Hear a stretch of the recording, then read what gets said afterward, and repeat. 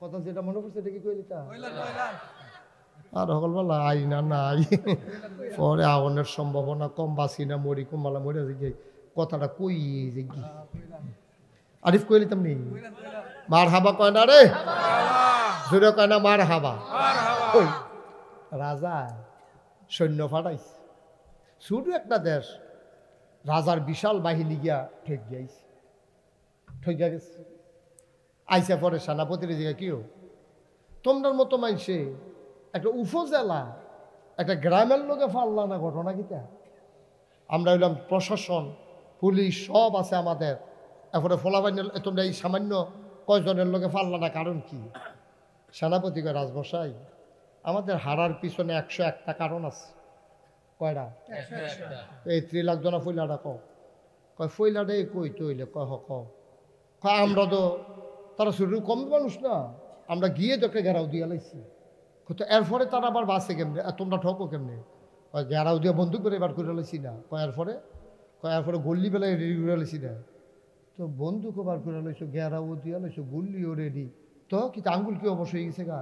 মানে আঙ্গুল তো ট্রিগারের কাছে লয়ে গেছি গা, নিয়ে আসে যেই মাত্র টান দেন সাইয়া দেখি গুল্লি গত রাতের বৃষ্টিতে ভিজা গেছে।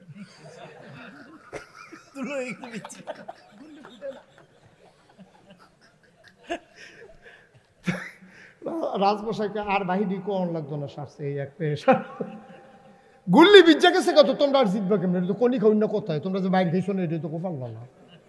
গুল্লি ভিজা গেছে গা, গুল্লি করবা কি দিয়া? ঠিক কিনা ক? আমরা তারা বিচাইরা হয় না কি রে ফতন হয়েছে? আরে 101টা কারণ আছে ফতনের। তো যদি আমার জিগান 1 নাম্বার কারণটা কি? তা 1 নাম্বারের কারণ হইল তোমরা আলেম ওলামাকে নির্যাতন করেছো। ঠিক কিনা ক? আর কারণ লাগতো না একটা এসারে। ঠিক কিনা ক? চিন্তা করে না, আপনারা আমার শত্রু না, আমিও আপনারা শত্রু না। আমরা বাড়ি নাগাই, সামনে বাড়ি দুলালপুর, আমরা এক জানাজার লোক। আমার জানাজাত আপনারা যাইবেন, আমি সময় পাইলে আপনার জানাজাত আয়াম। আমরা কাছের মানুষ, কেউ হিংসা কইরা কথা না, ওদের বিবেকটা খাটাইয়েন, ওদের বিবেকটা খাটাইয়ান। ক্ষমতা হইল কচু পাতার পানির মতো টলমলো টলমলো, বাতাসে একবার কাটতে গেলে গা এটা রাহন যায় না। ঠিক কিনা ক? আমার মাঝে মাঝে চিন্তা, রে হ্যাঁ চিন্তা করি কি 17 বছর ক্ষমতায় থাকার পরে পুলিশ, র্যাব, গোয়েন্দা, বিজিবি, প্রশাসনের সকল কর্মকর্তা কর্মচারী, আমলা কামলা সব নিজের দখলে নেওয়ার পরেও ছাত্র জনতার রোষানলে দেশ ছেড়ে যদি পালাতে হয়, আহারে কবরে জানি কি অবস্থা হয়। সত্যি আমার মাঝে মাঝে আমার চোখের পানি চলে আসে। আরে সামান্য একটা দেশে এত সব কিছু আয়োজন কইরা ঘটা কইরা সব কিছু গুছাইয়া গাছাইয়া জায়গাও লাগে সব হালাই দিয়া, হ্যাঁ বাড়ি ঘর ফইরা থাকবো, তুমি থাকতা না, আমি থাকতাম না, কি এর মেম্বরি, কি এর আলমারি, কি এর ডাক্তারি, কি এর চেয়ারম্যানি, সব একটা সারা হয়ে দেবো। দুনিয়াতে যদি এইরকম হয় তাইলে কিয়ামতের ময়দানে কবরে গেলে কি হবে বাবা? একটু চিন্তা করে দেখছুন আব্বা।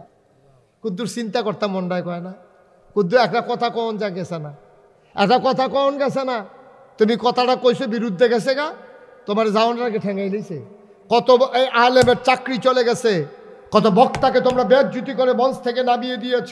ঠিক কিনা বলো? কত ইমামের ইমামতি তোমরা খেয়েছো, ইমামের কথা কোরআন সুন্নাহ মতো কইতে গেলে তোমার বিরুদ্ধে যায়, তুমি ফোন করে জানাই দিছো হুজুর আপনার আওয়ানের দরকার নেই, আমরা অন্য ইমাম চাইয়া লাইছি, ইমাম সাহেব কান্দা দিছে, আরে বেতন পাইলে বউয়ের লেগে একটা কাপড় কিনলাম, বল শাড়িটা ছিঁড়া রয়েছে, বউয়ের লুঙ্গিটা নাই, আর আটকা পায় চাকরিটা বিলে নাই, দাদা আল্লাহ কই একটা সিল্লান দিছি, আসমান বেড়া খাপ দিয়ে উঠছে, আরে হেই দিনে তো তোর খবর হয়ে গেছে গা। ঠিক কিনা? আল্লাহ নবী কয় লা হিজাবা বাইনাহু ওয়া বাইনাল্লাহ, তার মাঝে আল্লাহর মাঝে কোনো পর্দা নাই। যার উপরে জুলুম করেছো তারে কয় মাজলুম, মাজলুম যখন আল্লাহ বলে ডাক দেয়, ডাকটা দিতে দেরি, আল্লাহ তাবারক ওয়া তাআলা কবুল করতে দেরি করেন না। ঠিক কিনা? যেই দেশে জেলখানাগুলো ভরে যাওয়ার কথা ছিল চুর ডাকাত বদমাইশ দিয়া, সেই জেলখানাগুলো ভরে ফেলছো তোমরা আলেম ওলামা দিয়া। এরপরে আবার জিগাও এই যে ফতনের কারণ কি, আর কারণ লাগে কয় না ওটা খেললো কি রে, বিশাল দুইটা গেছে। এটা বুঝছেন না, আরিফে বুঝছেন না তো, বিশাল বুঝা নাও খেলানের লেগে নিচে দিয়ে একটা ছিদ্র থাকে, এটার নাম কয় বিশাল। এটার নাম কি তো এবার কয় বিশাল। আমরা দুলালপুর হইলো না করে বিশাল করে হইলো কি এবার এই টেনশনে আছে, সে ছিদ্রটার নাম তো দুলাল হইলো ফর তো বিশাল হইলো কি এটা ওইসি আর কি বিশাল। ছিদ্রর নাম হইলো বিশাল। না ওটা খেললে যে গীত আছে সকলে চিল্লা কই কিতারে কিতারে কইন্দা ফালি ওটা বিশাল। বিশালটা বন্ধ কর, বিশাল সুইটটা গেছে গা। তোমরা কে রে ফতন হয়েছে বুঝছো না, তোমরা বিশাল সুইটটা গেছে গা। আর বিশাল ছুটছে কেমনে? ওই আলেমের চিল্লানে, আলেমের চিল্লানে। তোমরা আলেমদেরকে বেইজ্জতি করে ফেলেছ, আলেমদেরকে লজ্জা দিয়ে ফেলেছ, আলেমদের সামনেতে মাইক কাইরা নিচ্ছে। কত বড় সাহস! আলেমের সামনে থেকে মাইক কেড়ে নাও। মসজিদের মেম্বারে হক কথা হইলে তোমরা মাইক থামিয়ে দাও। কত বড় দুঃসাহস দেখিয়েছ! তোমরা আলেমের কণ্ঠ চেপে ধরো নাই, তোমরা কোরআনকে ইসলামকে তোমরা কণ্ঠ চেপে ধরেছ। ঠিক কিনা বলো? আলেমে কি বাহার কথা কইতে হয়েছে হলো না দাদার কথা কইতে হয়েছে? আলেম কইতে হয়েছে কোরআনের কথা, হাদিসের কথা। আলেম থামিয়ে দেওয়া, কোরআন হাদিস থামিয়ে দেওয়া। মস্কারার একটা শেষ আছে বেড়া। আল্লাহ কইয়া ডাক দিয়া লাইছে হুজুরে, হুজুরের চোহের ফোনা দিয়া কোনা দিয়া দুইটা ফোনা পানি পড়ে গেছে গা। আড়সটা বেড়ে কাঁপতাছে না থর থর কইরা? আড়সটা বেড়ে থর থর কইরা কাঁপতাছে না? খেলা মনে করছো এটি? সব কইলতা স্বপ্নে দেখে সব রুম পাওয়া যায়। এবার জান্নাতের দারোয়ান কি নাম? ও শুনে না মন দিয়ে, কি দোয়ান? কি দোয়ান? রেদোয়ানে এসেরা খাবলা দিয়ে ধরছে। কই যান? কই যে এরা এই জান্নাতে ঢুকতাম। আপনার নাম? আমার নাম হারুনুর রশিদ। কয়টার সামনে কি লেখা? কয়টার সামনে লেখা জুবায়দা। কত এই জান্নাত আপনি ঢুকবেন কেমনে? এটা তো বেরিয়েতের জান্নাত। এই জান্নাত মহিলার জান্নাত, নাম জুবায়দা। আপনি ঢুকবেন, আপনার নাম কি? দেখো হারুন রশিদ। তো হারুন রশিদের জুবায়দার রুমের কি কাম?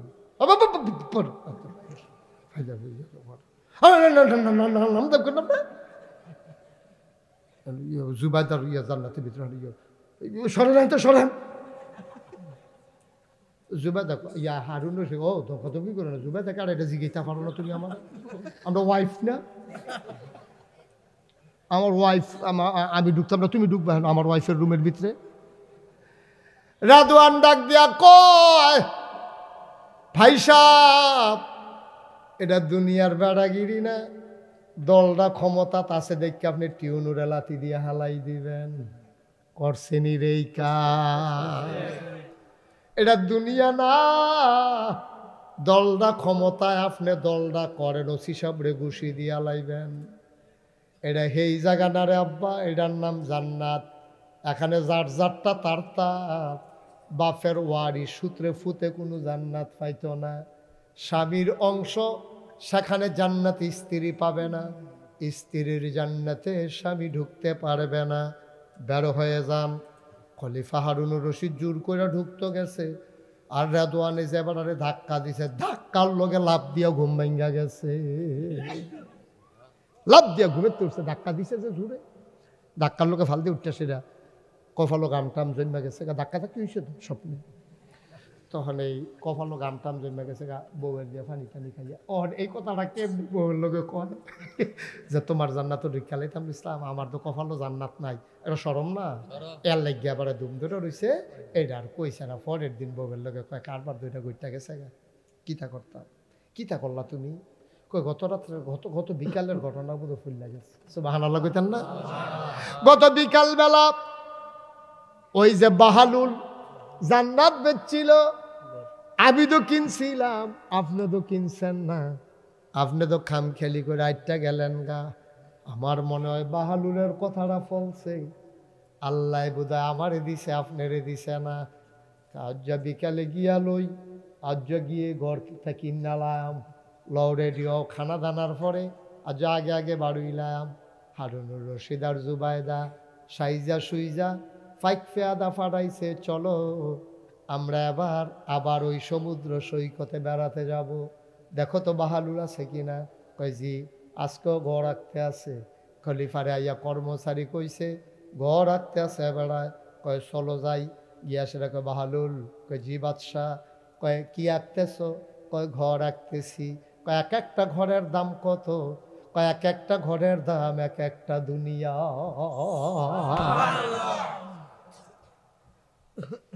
একটা ঘরের দাম কত? গোটা দুনিয়া। এই পৃথিবীতে যত দাম, একটা ঘরের দাম তত। বাদশা চোখের পানি ছেড়ে দিলেন, ডাক দেয়া কয় খলিফা। হারুনুর রশিদ ডাক দেয়া কয় বাহালুল রে, ও বাহালুল, কাল কেন একটা ঘর বেচলি 1 টাকা কইরা, আজ যদি কস ভরা দুনিয়া। বাহালুল মুস্কি হাসি দিয়া কয় কালখানা দেখা আজকে দেখা। কালকে না দেখা আজকে না দেখা 1 টাকা দেখা লাইছেন, দেখা গোটা দুনিয়া। আল্লাহর ওলি টের পাইয়া গেছে রে, কে রে বাদশাহ দৌড়াইয়া দৌড়াইয়া ঘর কিনতে আইছে।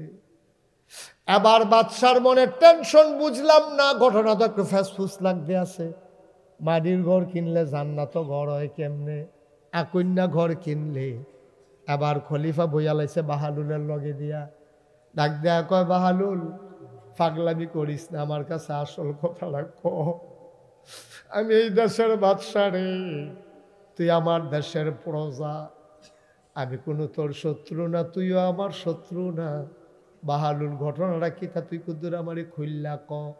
কয় বাদশাহ, ও বাদশাহ, আমি এই ঘর বিক্রি কইরা কইরা নিয়ত করছি একটা মসজিদ করাম। সুবহানাল্লাহ।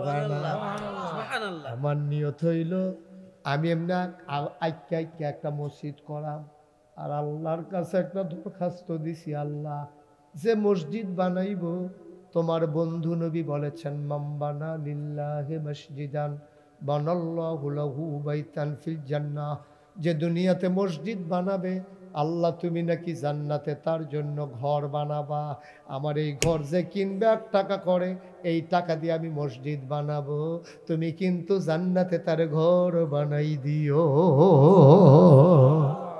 তোমার বন্ধু নবী বলছেন মসজিদ বানাইলে জান্নাতে ঘর হবে। আমি তো সেই নিয়তে মসজিদ বানাক আইক্যা আইক্যা ব্যস্ত আছি, আমি খাওয়ানোর লাগিয়া না, আমিও তো একটা মসজিদ বানাইতাম চাই। যে ঘর কিনবো তোমার বন্ধু নবীর ওয়াদা অনুযায়ী তারে কইলাম জান্নাত ঘর দিও।